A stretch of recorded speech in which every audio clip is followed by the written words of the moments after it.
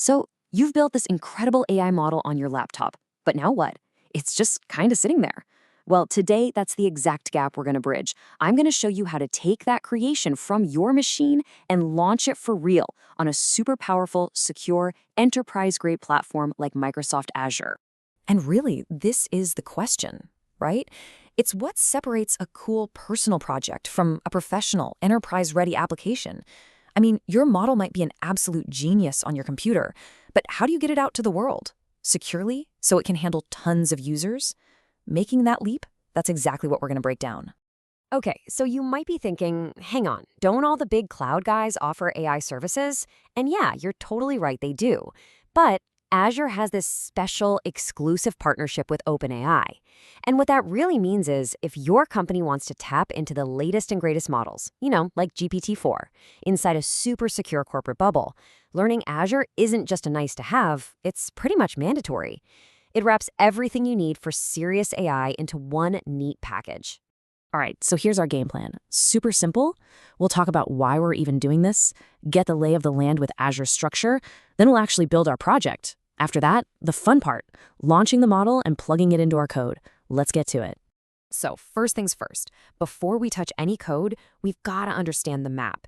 Seriously, jumping into a cloud platform without knowing how it's organized, it's like trying to build a house without a blueprint. You're just going to end up with a mess. So let's start there with the structure.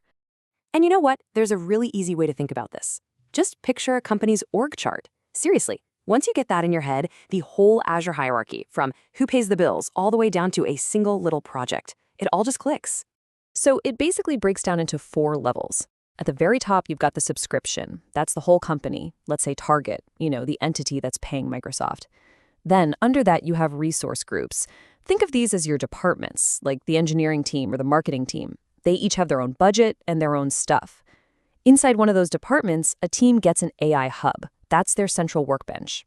And finally, inside that hub, you have the actual projects. It's just a super clean, logical way to keep everything organized and secure. All right, enough with the theory, right? It's time to actually do something. Let's get our hands dirty and walk through the exact steps to build out this foundation. We're going to see how this whole org chart thing actually works in the real world. And honestly, it's just 4 simple steps. First, you create your department. That's the resource group. And here's a little pro tip for you. When you pick a region, try something like East US 2. Microsoft tends to release all the new shiny toys there first. Okay, step 2, create your AI hub inside that group. Step 3, give your project a name. And finally, step 4, you launch the AI Studio. Boom! That's your new command center for everything. Okay, here we go. This is the moment we've been waiting for. We've built the structure, all the scaffolding is in place, and now it's time to drop a powerful AI model right into our project. This is where our app gets its intelligence.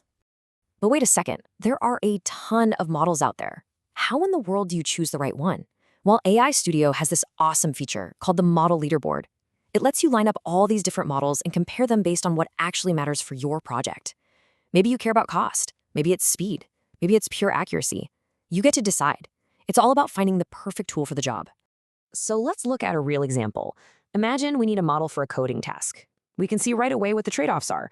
You've got the O3 model, super cheap, but yeah, the quality isn't great. Then you've got Claude Opus over here. Better quality, but it's going to cost you more. But then look at this. GPT 5.3 Codex seems to hit that perfect sweet spot of high quality and low cost. See? This lets you make a smart, data-driven choice instead of just, guessing. Now, this next part is super important, especially if you're working in a big company. When you use one of these models on Azure, your data doesn't just shoot straight over to OpenAI. Nope. It first goes through this secure Microsoft wrapper. Think of it like a security checkpoint. This layer is what filters for safety, keeps your data private, and handles all the traffic control. It's basically the security blanket that lets big companies sleep at night. So how do you actually do it? It's ridiculously easy. You just go into your AI Studio, head over to Models and Endpoints, click Deploy a Base Model. You pick the one you want, say GPT 4.1, give it a name and click Deploy. That's it. Azure handles the rest and spins it up for you in just a couple of minutes. And just like that, our model is live. It's up there in the cloud, it has its own address, and it's ready to go. But it's just sitting there, waiting. So the final crucial piece of the puzzle is to connect our own code to this brand new AI brain. To make that connection happen, you only need 2 things. And Azure gives them to you right on the deployment page. First is the endpoint URL. That's just the model's address on the internet. And second is the subscription key, which is basically your secret password. That's it. With those two things, you've got the keys to the kingdom. Let's check out what this looks like in actual code.